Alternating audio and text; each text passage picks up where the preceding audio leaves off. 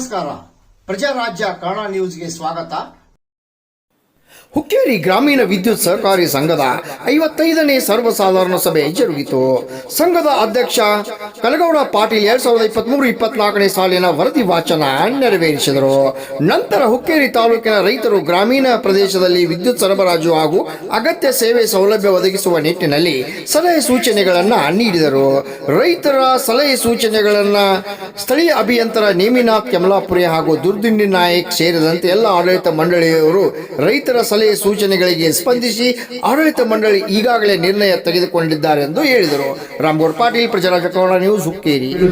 ಸನ್ 2023-24 ಸಾಲಿನ ಲೆಕ್ಕಪತ್ರ, ಸನ್ 2024-25ನೇ ಸಾಲಿನ ಅಂದಾಜು ಪತ್ರಿಕೆ ಹಾಗೂ 24-25 ಸಾಲಿನ ರಚನಾ ಕಾರ್ಯಕ್ರಮದ ವಿಶೇಷ ಪಟ್ಟಿ ಮೂಲಕ ತಮ್ಮ ಮುಂದೆ ಸಾದರಪಡಿಸಿ ಅವುಗಳನ್ನು ಮಂಜೂರಾತಿ ನೀಡಲು ತಮ್ಮಲ್ಲಿ ಕೋರಿಕೊಳ್ಳುತ್ತೇನೆ. ಆಡಳಿತ ವಿಭಾಗ ಸದಸ್ಯತ್ವ ಸನ್ 23-24 ಹೊಸದಾಗಿ ಸದಸ್ಯರು 2594 ಸದಸ್ಯರಾಗಿದ್ದಾರೆ ಹಾಗೂ 259 ಜನ ಸದಸ್ಯರನ್ನು ಕಡಿಮೆ ಮಾಡಲಾಗಿರುತ್ತದೆ. ಸಂಘದ 24 ವರ್ಷ ಅಂತ್ಯಕ್ಕೆ ಸಂಘದ ಸದಸ್ಯರು 96,284 ಸದಸ್ಯರು ಇರುತ್ತಾರೆ. ಒಟ್ಟು ಷೇರ ಬಂಡವಾಳ 10,31,69,334. ಆಡಳಿತ ವಿಭಾಗ ಆಡಳಿತ ಮಂಡಳಿ 11 ಚುನಾಯಿತ ಸದಸ್ಯರು, ಒಬ್ಬ ಸರ್ಕಾರ ನಾಮ ನಿರ್ದೇಶಕ ಸದಸ್ಯರು, ಒಬ್ಬ ನಾಮ ನಿರ್ದೇಶಕ ಸದಸ್ಯರು ಹಾಗೂ ವ್ಯವಸ್ಥಾಪಕ ನಿರ್ದೇಶಕರು ಸೇರಿ ಒಟ್ಟು 18 ಜನ ಸದಸ್ಯರಿರುತ್ತಾರೆ. ಸದರಿ ಸಾಲಿನ 10 ಆಡಳಿತ ಮಂಡಳಿ ಸದಸ್ಯರನ್ನು ಹಾಗೂ 4 ಕಾರ್ಯಕಾರಿ ಸಮಿತಿ ಸದಸ್ಯರನ್ನು ಜರುಗಿಸಿದ್ದು ಸಂಘದ ಚಟುವಟಿಕೆ ಕುರಿತು ಚರ್ಚಿಸಿ ಆಡಳಿತಾತ್ಮಕ ನಿರ್ಣಯವನ್ನು ತೆಗೆದುಕೊಳ್ಳಲಾಗಿದೆ. ಸಿಬ್ಬಂದಿ ಸಂಘದ 89 ಕಾಯಂ ಸಿಬ್ಬಂದಿ ಹಾಗೂ 335 ತಾಂತ್ರಿಕ ಸಿಬ್ಬಂದಿ, ಒಟ್ಟು 424 ಸಿಬ್ಬಂದಿ ಕಾರ್ಯನಿರ್ವಹಿಸುತ್ತಿದ್ದಾರೆ. ಇವರಿಗೆ ವಾರ್ಷಿಕ ರು 12,25,00,000 ವೇತನವನ್ನು ಪಾವತಿಸಲಾಗಿದೆ. ಸನ್ 2024 ಅಡವ ಹೆಸ್ಕಾಂ ಹುಬ್ಳಿ ಇವರಿಗೆ ಒಟ್ಟಾರೆ 414,87,00,000 ಪಾವತಿಸಬೇಕಾಗಿರುತ್ತದೆ. ಅದರಲ್ಲಿ 167,81,00,000 ಬಡ್ಡಿ ಆಗಿರುತ್ತದೆ. ಇದನ್ನು ಬಡ್ಡಿ ಮನ್ನಾ ಮಾಡಲು ಪ್ರಸ್ತಾವನೆ ಸರ್ಕಾರಕ್ಕೆ ಸಲ್ಲಿಸಿದ ಪರಿಶೀಲನೆ ಹಂತದಲ್ಲಿ ಸರ್ಕಾರ ಬಡ್ಡಿ ಮನ್ನಾ ಅದರಲ್ಲಿ ಉಳಿಯುವ ಅಸಲು ಮೊತ್ತ 2,47,06,000 ಆಗಿರುತ್ತದೆ. ಸಂಘವು ಮಾಡಿರುವ 22,51,00,000 ಠೇವು ಹಣದಲ್ಲಿ ಹಾಗೂ ವಿದ್ಯುತ್ ಗ್ರಾಹಕನ ಬರತಕ್ಕದ್ದು 79,35,00,000 ವಸೂಲಿ ಮಾಡಿರುವ ಸರ್ಕಾರದ ಸನ್ 23-24 ಒಟ್ಟು ಪಂಪ್ಸೆಟ್ ಸಹಾಯಧನ 119,97,00,000. ನೆರೆ ಹಾವಳಿ ಹಾನಿಯಾದ ವಿದ್ಯುತ್ ಜಾಲವನ್ನು ಸಂಘದಿಂದ ರಚನಾ ಮಾಡಿರುವ ವೆಚ್ಚ 7,05,00,000. ಗಂಗಾ ಕಲ್ಯಾಣ ಯೋಜನೆಯಿಂದ ರು 2,22,00,000 ಮತ್ತು ಬಿಡುಗಡೆಯಾದಲ್ಲಿ ಹೆಸ್ಕಾಂ ಬಾಕಿ ಮೊತ್ತವನ್ನು ಪಾವತಿಸಲು ಸಾಧ್ಯವಾಗುತ್ತದೆ. ಸನ್ 31/3/2024 ಇದ್ದಂತೆ ವಿದ್ಯುತ್ ಖರೀದಿ ಹಾಗೂ ಗುತ್ತಾವಣೆ ಇನ್ನಿತರ ವಿಷಯಗಳು ಕೆಳಗಿನಂತಿರುತ್ತದೆ. ವಿದ್ಯುತ್ ಖರೀದಿ ಸನ್ 23-24 ಸಾಲಿನಲ್ಲಿ ಒಟ್ಟು 298,12,00,000 ವಿದ್ಯುತ್ ಖರೀದಿ ಇರುತ್ತದೆ. ಒಟ್ಟು ನಮ್ಮ ಮಾರಾಟದಿಂದ ಲಾಭ 3,39,80,00,000 ಆಗಿರುತ್ತದೆ. ಇದರಿಂದ 41,75,00,000 ಉಳಿತಾಯವಾಗಿರುತ್ತದೆ. ವಿದ್ಯುತ್ ಪೂರೈಕೆ ಖರ್ಚುಗಳು ಸನ್ 23-24 ಸಾಲಿ ವಿದ್ಯುತ್ ಪೂರೈಕೆ ಖರ್ಚು 15,70,00,000 ಖರ್ಚಾಗಿರುತ್ತದೆ. 100 kV TC 3,80,00,000, 100 kV ಪರಿವರ್ತಕ ರಿಪೇರಿ TC 2,99,00,000, LT ಲೈನ್ ಉಸ್ತುವಾರಿ 1,10,00,000, ಮಾಧ್ಯಮಿಕ ಮತ್ತು ಕಡಿಮೆ ಒತ್ತಡ ಉಸ್ತುವಾರಿ 3,28,00,000, ಸಾರ್ವಜನಿಕ ವಿದ್ಯುತ್ ಪೂರೈಕೆ ಖರ್ಚು 97,00,000, ಗ್ರಾಹಕರ ವಿದ್ಯುತ್ ಪೂರೈಕೆ ಖರ್ಚು 3,56,00,000, ಒಟ್ಟು 15,70,00,000 ಆಗಿರುತ್ತದೆ. ವಿದ್ಯುತ್ ಪೂರೈಕೆ ಆಸ್ತಿಗಳು ಸಂಘದ ವಿದ್ಯುತ್ ಪರಿವರ್ತಿತ ಹಾಗೂ ಸಾಮಗ್ರಿ 11 kV ಲೈನ್, LT ಲೈನ್, ಕಟ್ಟಡ ಇತರೆ ಸೇರಿ ಸನ್ 22-23ರಲ್ಲಿ 143,51,00,000 ಒಟ್ಟು ಆಸ್ತಿ ಇದ್ದು ಸನ್ 23-24ರಲ್ಲಿ 150,03,00,000 ಆಸ್ತಿಯಾಗಿರುತ್ತದೆ. ಇದರಲ್ಲಿ ಸದರಿ ಸಾಲಿನಲ್ಲಿ 8,52,00,000 ಆಸ್ತಿ ಹೆಚ್ಚಳವಾಗಿರುತ್ತದೆ.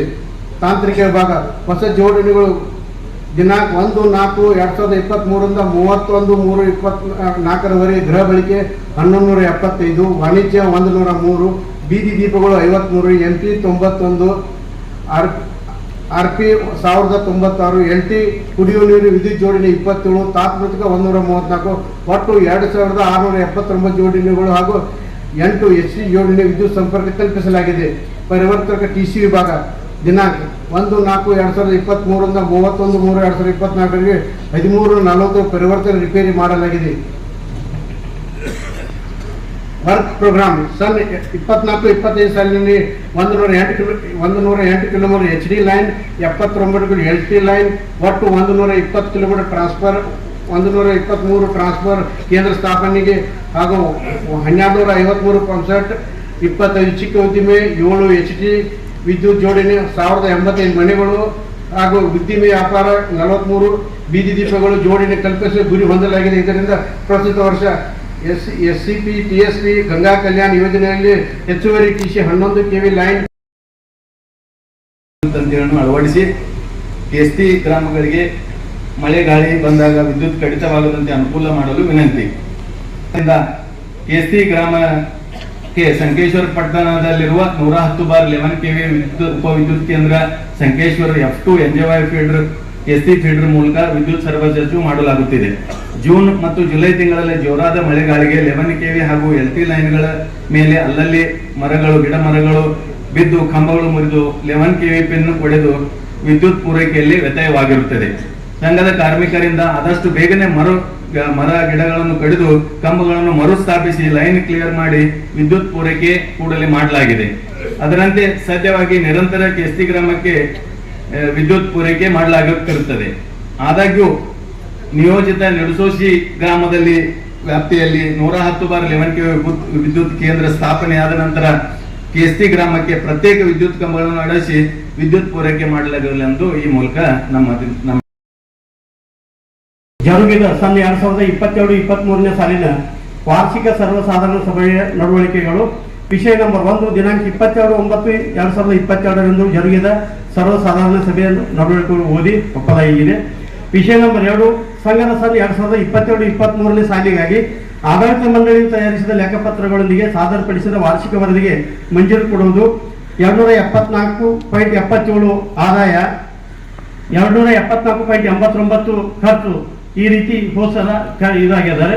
ಅದರಂತೆ ವಿಷಯ ನಂಬರ್ 3, ಸಂಘದ ಸನ್ 2022-23ನೇ ಲೆಕ್ಕ ಪರಿಶೋಧನೆ ವರದಿ. ಲೆಕ್ಕ ಪರಿಶೋಧನೆಯನ್ನು ಇವರು ನಮ್ಮ ಗೌರಾಜ್ ಚಾರ್ಟರ್ಡ್ ಅಕೌಂಟ್ ಬೆಂಗಳೂರು ಮಾಡಿದ್ದರು. ಈ ಸರಿ ಬೇರೆಯವ್ರದ್ದು ನಾವು ತಗೊಳ್ತಾ ಇದ್ದೀವಿ. ಅವ್ರದ್ದು ಎರಡು ವರ್ಷ ಪೀರಿಯಡ್ ಮುಗಿದದ. ಅದರಂತೆ ಸಂಘದ ಸನ್ 2022-23 ಸಾಲಿನಲ್ಲಿ ಸದಸ್ಯತ್ವ ಪಡೆದ ಹಾಗೂ ಕಡಿಮೆ ಮಾಡಿದ ಬಗ್ಗೆ ವಿವರ ಪರಿಚಯ ಮಂಜೂರಿ ಕೊಡುವುದು. ಕಳೆದ ಸಾಲಿನಲ್ಲಿ 92,796 ಸದಸ್ಯರಿದ್ದರು. ವರ್ಷಾಂತಕ್ಕೆ 94,347 ಆಗಿದ್ದರು. ಅವರಿಂದ 9,86,55,795 ಸೇರ್ ಸಂಗ್ರಹ ಆಗಿದೆ. ವಿಷಯ ನಂಬರ್ 5, ಸಂಘದ ಸನ್ 2023-24ನೇ ಸಾಲಿನ ರಚನಾ ಕಾರ್ಯಕ್ರಮ ಪರಿಶೀಲನೆ. ಒಂದು ತಿಂಗಳಿಂದ ನಮ್ಮ TC ಸುಟ್ಟಿದ್ರು, 2 ಮಂದಿ ಇದ್ರು ತುಂಬ. ಅವ್ರು ಏನು ಹೇಳಿದ್ರು, ನಮ್ಮ ಲೈನ್ ಕಟ್ ಮಾಡ್ರಿ, ಇದ್ದವ್ರಿಗೆ ಲೈನ್ ಕೊಡುತ್ತೇಳಿ ಅವ್ರು ಹೇಳಿ ಪಾಪ. ಆದ್ರೆ ನೀವು ಏನು ಮಾಡ್ರಿ, 10 ದಿವಸ ತಕ ಸಿದ್ಧಿ ಬಂದಿತ್ತು. ಅದೆಲ್ಲ ಸೋಯಾಬೀನ್ ಎಲ್ಲ ಒಣಿತ. ಅದಕ್ಕೆ ನೀವು ಹಂಗೆ ಮಾಡಿದಾಡ್ರಿ. ಈಗ ಒಬ್ಬ ತುಂಬ ಅಂತ ಅವ್ನು ಬಂದು ನಿಮಗೆ ಹೇಳು, ನೀವು ಅದನ್ನ ಮಾಡಂಗಿಲ್ಲ ಅಕ್ಕ, ಕಟ್ ಮಾಡಿ ಅದನ್ನ. ಆದ್ರೆ ನೀವು ಸದಸ್ಯರುಗಳು ಎಲ್ಲರೂ ಕೂಡಿ ರೈತರ ಸೊಸೈಟಿ ರೈತರದ ಒಂದಿಲ್ಲದ ರೈತರದಾರೆ ಮತ್ತು ರೈತರಿಗೆ ತ್ರಾಸ ಮಾಡಿ ನೀವು ಉಣ್ಣಾರೇನ್ರಿ? ಇದೆಲ್ಲ ಕೊಲೆ ಆಗ್ಬೇಕಾದ್ರೆ ರೈತರಿಂದ ಆಗೋದೈತಿ. ಏನು ಯಾರು ಮತ್ತೆ ಅಂದು ಕೊಡ್ತಾರೆ ಕಿಶದಾಗ್ರಿ? ರೈತರು ತ್ರಾಸ ಮಾಡಿದ್ರೆ ನಿಮ್ಗೆ ದೇವ್ರನ್ನ ಹಚ್ಚೋದಿಲ್ಲ. ಅದಕ್ಕೆ ನೀವು ಏನು ಮಾಡ್ರಿ, ಈ TC ಯಾವ ತುಂಬುದಿಲ್ಲ, ಅವ್ನು ರಿಕ್ವೆಸ್ಟ್ ಮಾಡ್ಕೋರಿ, ನೀವೇ ಹೋಗಿ ಹೇಳಕ್ರಿ. ಈಗ ನಮಗೆ ಹೇಳ್ತಾರೆ, ಅವ್ನು ನಮ್ಮ ಜೋಡಿ ಮಾತಾಡಂಗಿಲ್ಲ. ಒಬ್ಬ ನಾ ತುಂಬಲ್ಲ, ಅವ್ರು ತೆಗಿಯಾಕ ಹೋಗೋಣ ಬೇಕಲ್ರಿ. ಅದಕ್ಕೆ ನೀವು ಏನು ಮಾಡ್ತಾರ, ದಯವಿಟ್ಟು ನೀವು ಯಾರು ಮಾಡಿರ್ತಾರಲ್ಲ ಅವ್ರಿಗೆ ತಿಳುವಳಿಕೆ ಹೇಳ್ರಿ, ತುಂಬ್ರಿ. ಆಮೇಲೆ ಈಗ ತಪ್ಪಾಗ್ತೈತೆ ಹೇಳ್ರಿ. ಈಗ ನಾವೆಲ್ಲ ತುಂಬಿದ್ದೇವೆ, ನಮ್ದೇನು ತುಂಬೋದಿಲ್ಲ.